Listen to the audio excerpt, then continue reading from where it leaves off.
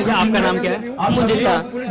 हाँ, ये जो पूरा एजुकेशन सिस्टम है, इसको लेके आज तमाम सवाल खड़े हो गए, उसमें आप लोगों का पक्ष का है? एज यूथ, एज हमने 26 दिन हो चुके हैं। 26 दिन से हमारी कोशिश है कि इस आंदोलन के केंद्र में हम ला सकें जो बहुसंख्यक छात्र और युवा हैं, जो वंचित तबकों से आते हैं, आश्रय तबकों से आते हैं, पिछड़े समुदायों से आते हैं, दलित परिवारों से आते हैं, उनके मुद्दों को, कंसर्न्स को हम इस आंदोलन के केंद्र में ला सकें। ये देश वही है जहाँ पर एक तरफ परीक्षा लीक है और दूसरी तरफ भयंकर शिक्षा लीक है। तो परीक्षा से लेकर शिक्षा का जो पूरी पाइपलाइन है हमारे देश में, वो जगह जगह से फटी हुई है। शिक्षा लीक इस तौर पर है कि पिछले 10 साल में 1 लाख से ऊपर सरकारी स्कूल बंद हो चुके हैं उस देश में, जिससे और बेहतर सरकारी स्कूलों की और ज्यादा सरकारी स्कूलों की जरूरत है। पिछले 10 सालों में हम देखते हैं बच्चे कुछ ही सरकारी शिक्षा का निजीकरण, घटियाकरण, बाजारीकरण हो चुका है।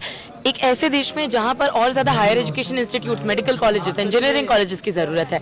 हम देखते हैं इसी देश में सबसे ज्यादा एनरोलमेंट रेशियो बढ़ता है पिछड़ों का, दलितों का, आदिवासियों का, महिलाओं का सबसे ज्यादा एनरोलमेंट रेशियो बढ़ता है ओपन में। आप समझ रहे हैं, ओपन में जब रेशियो बढ़ रहा है, इसका मतलब यह है कि औपचारिक शिक्षा का अधिकार उनसे सीधे सीधे तौर पर छीना जा रहा है।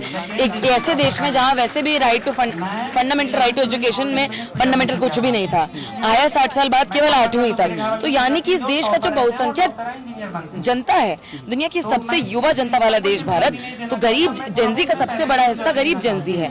वही हिस्सा है ये जो 16-16 घंटे भरपूर मेहनत करने के साथ, खून पसीना सब इस अर्थव्यवस्था को देने के बावजूद उनके बच्चों को ये अर्थव्यवस्था ओपन में ढकेल दे रही है। नीति आयोग की एक रिपोर्ट आई है जिसमें पिछले 1 दशक में 94,000 स्कूल्स बंद हुए हैं, गवर्नमेंट स्कूल्स। जी, हम वही बता रहे हैं कि वो आंकड़ा तो नाकाफी है। करीब 1 लाख से ऊपर स्कूल्स बंद हुए हैं पिछले 10 साल में। तो हम ये कह रहे हैं कि ये जो स्कूल बंद हो रहे हैं, इससे नेताजी के बच्चे पर असर पड़ रहा है कि इस देश की बहुसंख्यक जनता के बच्चे पर असर पड़ रहा है। सरकार बात नहीं कर रही है। सोनम वांगचुक की तबीयत लगातार बिगड़ती जाए, 18 दिन हो गए और भी बच्चे हैं बैठे हुए यहाँ पे, तो उसको लेके आप लोगों का क्या सोचना है कि मतलब गवर्नमेंट को अब क्या स्टैंड लेना चाहिए? शुरू में संबोधन सरकार से था कि वक्त रहते इस्तीफा दीजिए, बर्खास्त कीजिए। अब संबोधन जनता से है कि आप आखिर कब तक सहेंगे, पानी सर से ऊपर गुजर चुका है। आप अब बर्खास्त कीजिए, ना सिर्फ ऐसे मंत्री को बल्कि ऐसी व्यवस्था को जिसको आप पूरा खून पसीना दे रहे हैं, फिर भी वो आपके बच्चों को बीमारी, बदहाली, बेरोजगारी और अशिक्षा इस तौर पर दे रही है कि आप तंत्र को कभी कटघरे में खड़ा कर ही नहीं रहे। लेकिन सरकार पे दबाव तब पड़ेगा ना जब जनता दिखेगी। जनता का उतना समर्थन दिख नहीं रहा है। सारी मीडिया पालतू है, यहाँ मूवमेंट ब्रॉडकास्ट हो नहीं रहा है। दूसरी बात ये भी है, लेकिन सोशल मीडिया के थ्रू तो ये तो मैसेज तो देश भर में है ना।